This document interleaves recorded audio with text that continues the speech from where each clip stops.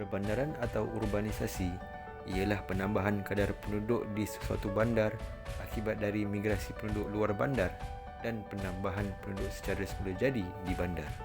Urbanisasi melampau boleh terjadi sekiranya peningkatan jumlah populasi penduduk bandar tidak seiring dengan pembangunan infrastruktur.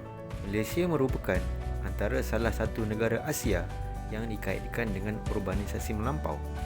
Ini kerana proses urbanisasi berlaku di bandar-bandar negara membangun. Urbanisasi melampau boleh mendatangkan pelbagai isu-isu sosial.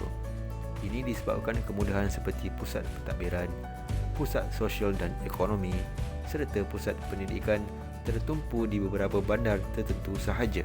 Ini menyebabkan berlakunya peningkatan urbanisasi di negara-negara membangun dengan cepat berbanding kadar urbanisasi yang berlaku di negara-negara maju. Urbanisasi melampau yang dikatakan berlaku di negara-negara membangun dikaitkan dengan beberapa faktor isu urbanisasi. Kajian menunjukkan peningkatan sebanyak 70% populasi penduduk yang tinggal di bandar-bandar di Malaysia dari tahun 2012. Pertumbuhan populasi penduduk bandar dan kepesatan pembangunan ekonomi telah menyebabkan berlakunya lambakan pembinaan perumahan terutamanya di kawasan bandar. Oleh itu, salah satu isu urbanisasi yang dikaitkan dengan urbanisasi melampau ialah isu perumahan padat yang boleh memberikan pelbagai impak kesan yang buruk kepada penduduk bandar. Antara impak kesan lambakan pembinaan perumahan ialah berlakunya perubahan iklim dan kesan rumah hijau. Kesan rumah hijau berlaku apabila komposisi gas-gas rumah hijau seperti karbon dioksida, karbon monoksida, nitrogen dioksida meningkat melebihi tahap normal. Jentera-jentera seperti lori dan centolak, buruh-buruh binaan dan ditambah pula dengan kepadatan penduduk antara penyumbang berlakunya peningkatan gas-gas tadi. Apabila komposisi gas-gas tadi meningkat, molekul gas-gas ini yang bersifat menyimpan haba akan memerangkap haba lalu melambatkan proses pembebasan haba. Ini akan menyebabkan pemanasan global secara berperingkat dan kawasan yang mengalami pencemaran teruk akan mengalami kesan dengan lebih teruk lagi. Hal ini menyebabkan berlakunya perubahan iklim yang ketara seperti hujan ribut di kawasan bandar. Taburan hujan yang tinggi dalam masa yang singkat juga boleh menyebabkan berlakunya banjir kilat.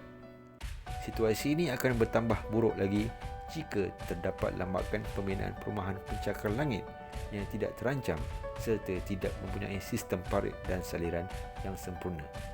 Ini dikuatkan lagi dengan kurangnya kawasan tadahan hujan di kawasan bandar yang dijadikan tempat untuk pembinaan perumahan.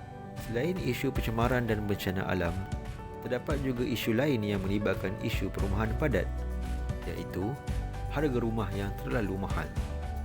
Seperti yang kita sedia maklum, kos sara hidup di bandar adalah tinggi berbanding di kawasan luar bandar.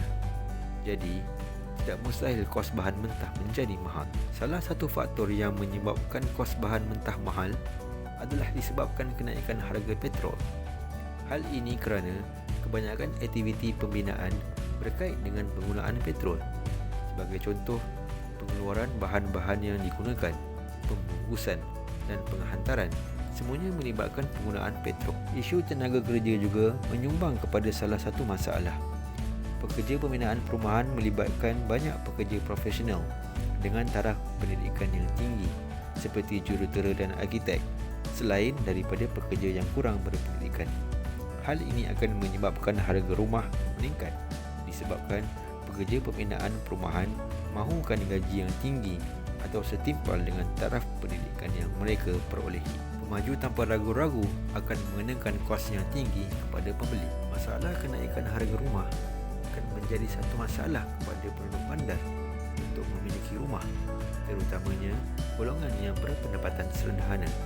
Ini kerana pendapatan yang diperolehi tidak mampu untuk memiliki seterusnya mendiami rumah sendiri. Jika isu ini berterusan, akan terdapat lambakan rumah-rumah yang sudah siap dibina tetapi tiada penghuni.